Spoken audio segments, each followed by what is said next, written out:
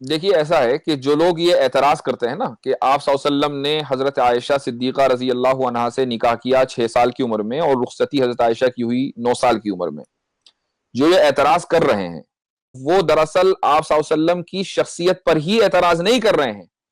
कान खोल कर सुन लें, वो राम जी के ऊपर भी एतराज कर रहे हैं और लक्ष्मण जी के ऊपर भी एतराज कर रहे हैं।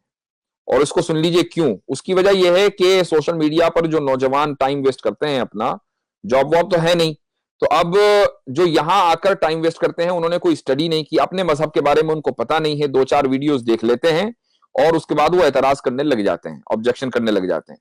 तो आप सल्लल्लाहु अलैहि वसल्लम पर तो ये एतराज बाद में होगा, ये एतराज आप पहले राम जी पर कर रहे हैं और उसके साथ साथ आप लक्ष्मण जी पर कर रहे हैं। और मैं जो यहां आपको जवाब देने वाला हूं, उस जवाब से आप न सिर्फ ये कि हम आप सल्लल्लाहु अलैहि वसल्लम का दिफा और डिफेंड करेंगे, बल्कि राम जी और लक्ष्मण जी को भी डिफेंड करेंगे। ये भी सुन लीजिए। सबसे पहले तो मैं आपको ये बताऊं कि आप राम जी पर एतराज क्यों कर रहे हैं। इसलिए कि अगर आप अपने मजहब की किताबें पढ़ेंगे तो आपको अंदाजा होगा कि राम जी ने जो सीता जी से शादी की थी तो उस वक्त सीता जी की उम्र क्या थी, 6 साल थी। ठीक है। कैसे?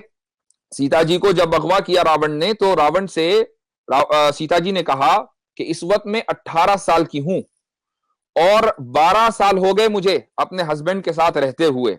आप जब जरा ये कैलकुलेट करेंगे तो आपको पता चलेगा कि सीता जी ने जिस वक्त शादी की थी तो सीता जी की उम्र क्या थी, 6 साल राम जी से। ठीक है। अच्छा, अब आइए लक्ष्मण जी के पास। लक्ष्मण जी की बीवी का नाम क्या था, उर्मिला। और उर्मिला कौन है? उर्मिला सीता जी की छोटी बहन है। आप किसी भी अपनी हिस्ट्री की किताब में पढ़ लीजिए कि उर्मिला और सीता जी में कई साल का फर्क था। जिस अच्छा। दिन राम जी की शादी हुई है उसी दिन लक्ष्मण जी की शादी हुई है उर्मिला से। ठीक है। अब अंदाजा लगा लीजिए किस उम्र में हुई है। तो ये जो हम्म। एतराज आप सल्लल्लाहु अलैहि वसल्लम के ऊपर होता है, ये पहले एतराज राम जी के ऊपर होता है, पहला एतराज लक्ष्मण जी के ऊपर होता है। अब मैं आपको बताता हूं कि हम कैसे डिफेंड करेंगे इन तीनों को। जी। मैंने एतराज नहीं किया, ये एतराज मुसलमान की तरफ से नहीं, नहीं है, हम कभी डिफेंड नहीं है। करने के लिए आए हैं। इसलिए एग्जैक्टली। कि हमारे नजदीक जितने भी मजहब की मुकद्दस शख्सियात हैं वो सब मुकद्दस हैं। एग्जैक्टली। ठीक है। हम किसी के ऊपर कीचड़ उछालना ना हमारे मजहब ने सिखाया है और ना हम ये कभी रहती दुनिया तक कर सकते हैं। देखिए, हम्म। सब जो बात है वो ये कि इस्लाम में शादी की जो यानी जो रूल है वो ये है कि मर्द और औरत दोनों जिस्मानी तौर पर फिट हो, फिजिकली फिट हो, मेंटली फिट हो। हम्म। ठीक है। हम्म। उसके लिए कोई एज मुतय्यन नहीं है। ये हम्म। फिजिकल फिट होना किसी भी एज में हो सकता है। ये डिपेंड करता है कि वो लोग हम्म। किस इलाके से ताल्लुक रखते हैं और किस जमाने हम्म। में रहते हैं। मसलन आज अगर हम्म। आप मेडिकल साइंस को देखें तो आप किसी भी डॉक्टर से हम्म। पूछिए, अगर कोई लड़की आज के दौर में हम्म। 9 साल की उम्र में फिजिकली फिट हो रही है, ठीक है, तो वो डॉक्टर के लिए कोई हैरत की बात नहीं है। यानी ये एग्जैक्टली। कोई हैरत की बात नहीं है। हो सकता है फिजिकली फिट हो, मेंटली फिट हो। और अच्छा, आए दिन आए दिन ऐसा न्यूज भी होता रहता सुनते है। रहते हाँ, हैं। अगर 9 साल से कम उम्र में वो फिजिकली फिट हो रही है, यानी और फिजिकली फिट होने का क्या मतलब है, उसको मेंस्ट्रुएशन आ रहे हैं, उसका मंथली साइकिल शुरू हो रहा है। ठीक है। या। तो अब वो डॉक्टर के लिए एक फिक्र की बात होगी, भाई इतनी जल्दी ये कैसे हो रहा है। एक बात। आप अब आइए साइंस में। जो मुमालिक और जो इलाके इक्वेटर से करीब हैं वहां पर जो लड़कियां हैं वो जल्दी फिजिकली फिट होती हैं, उनको जल्दी मेंस्ट्रुएशन आता है। ठीक है। अच्छा। सऊदी अरबिया का जो इलाका है वो इक्वेटर के ऊपर है बिल्कुल। तो वहां पर एग्जैक्टली। जो लड़कियां हैं वो जल्दी फिजिकली फिट हो जाती हैं, मेंटली फिट भी हो सकती हैं। ठीक है। अब इस्लाम में जो आपका जो वोटिंग एज है वो मैटर नहीं करती कि आप वोट डालने के लिए किस उम्र में आप एलिजिबल होंगे। ठीक है। एग्जैक्टली। एग्जैक्टली। इंडिया में वोट डालने के लिए आप एलिजिबल हैं 18 साल की उम्र में लड़की। ठीक है। 18 साल जी से जी कम जी। उम्र में आप शादी करेंगे तो क्या होगा? इलीगल है कि लीगल है, मुझे बताइए। इलीगल है। इलीगल है। ठीक है। अब आ जाइए आप अमेरिका में। अमेरिका में जो है शादी करने की जो उम्र है वो क्या है, 16 साल। अच्छा। ठीक है। अमेरिका में जो सूबे हैं 50 तकरीबन, उनमें एक सूबा है टेक्सास। टेक्सास में आप चले जाइए, वहां पर शादी करने की जो मिनिमम एज है 14 साल। ओहो। रोमन एम्पायर में चले जाइए, इस्लाम से पहले। ठीक है। आप सल्लम से पहले, तो वहां पर शादी करने की मिनिमम एज थी, एवरेज एज, मिनिमम नहीं एवरेज एज थी 12 साल। और जो शरीफों के घर की लड़कियां होती थी वो और कम उम्री में शादी कर लेती थी।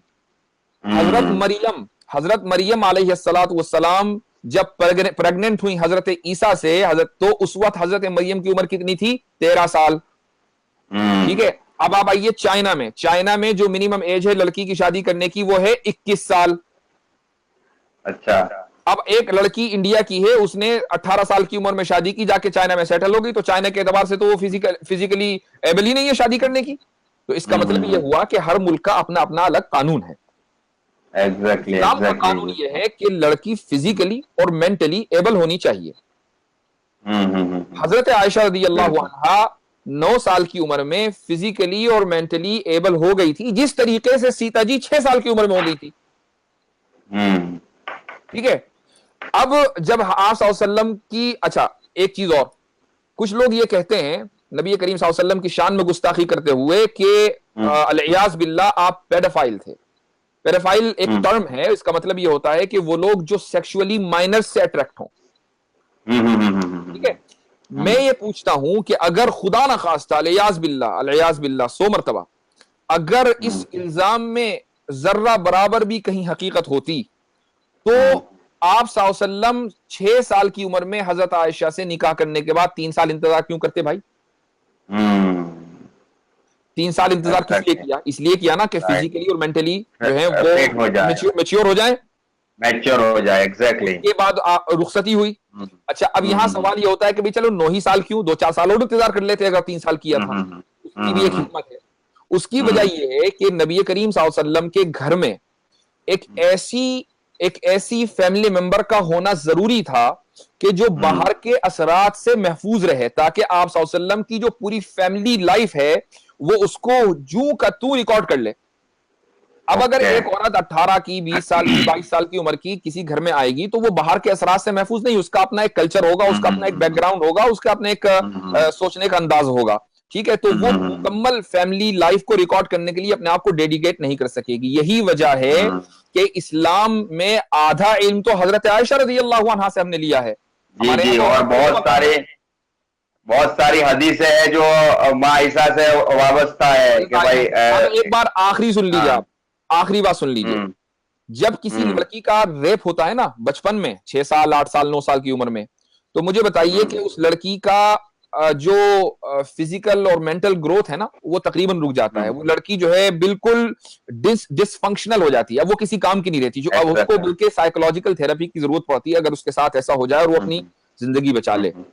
यहाँ हजरत आयशा रज़ी अल्लाहु अन्हा के साथ उल्टा हो रहा है। हजरत आयशा रज़ी अल्लाहु अन्हा के साथ शादी होती है, 9 साल की उम्र में रुखसती होती है, तो अगर खुदा ना खास्ता ये रेप होता तो हजरत आयशा तो डिसफंक्शनल हो जाती। वो डिसफंक्शनल क्या, वो तो पूरी उम्मत का जो आधा इल्म है वो सिक्योर कर रही है, महफूज कर रही है और पूरे सहाबा को पढ़ा रही है।